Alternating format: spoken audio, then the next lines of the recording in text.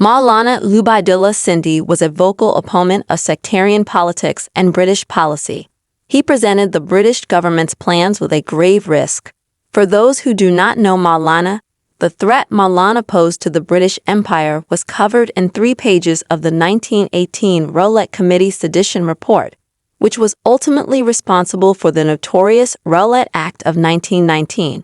For the British, he was therefore the most dangerous Indian rebel of his era.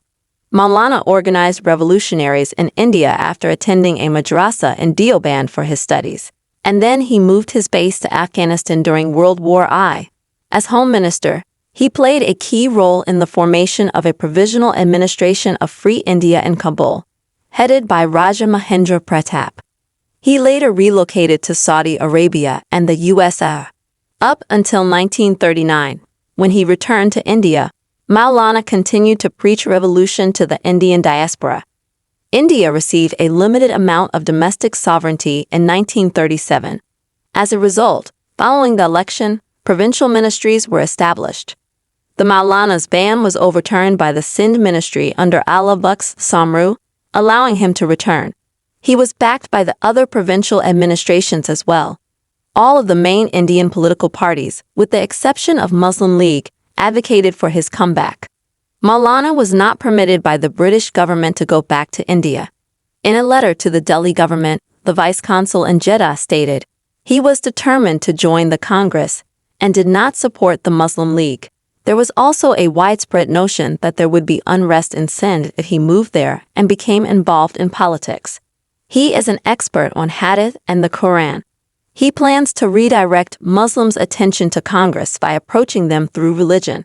Since he disbelieves in religious practices like fasting, prayer, and so on, he is likely to appeal to educated young men who can claim to be good Muslims while receiving moral support from the Maulana for not practicing these practices. Thus, there's a chance that Ubaidullah Sindhi will turn Jamia Millia into a Congress stronghold. It should be mentioned that the British demanded that Maulana provide a formal apology in which he expressed regret for his prior deeds and pledged to uphold the monarchy. However, Maulana did not file a formal petition to that effect.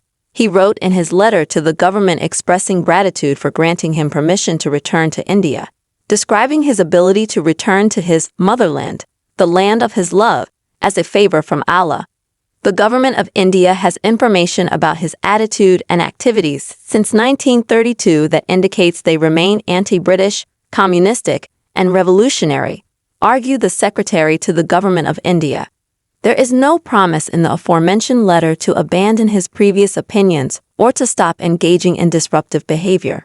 Instead, Maulana made it known in the open that he would continue to fight for freedom when he returned to India. His admission that he had turned into a nonviolent agitator was the single act of diplomacy he displayed, which was obviously untrue.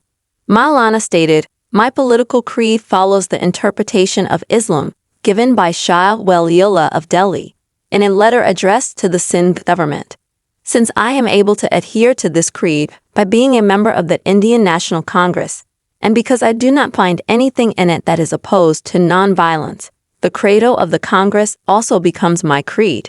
Since 1924, I have subscribed to Mahatma Gandhi's nonviolent philosophy." Actually, Ubaidullah met Subhas Chandra Bose rather than Mahatma Gandhi. Since returning to India, Ubaidullah had confided in Maulana Abul Kalam Azad that he wanted to send Netaji abroad for a final battle against the British, according to a letter written by Azad to Maulvi Zahirul Haque and republished by Ghulam Ahmed Mortaza in his Bengali book, Chief Raka Itihas. Azad further asserted that Ubaidullah and Netaji had a meeting in Delhi to discuss the direction of the Indian freedom struggle. The letter further mentions that after a few months, they met again in Kolkata, when Ubaidullah gave crucial letters of recommendation and documentation that were to be delivered to Japanese officials.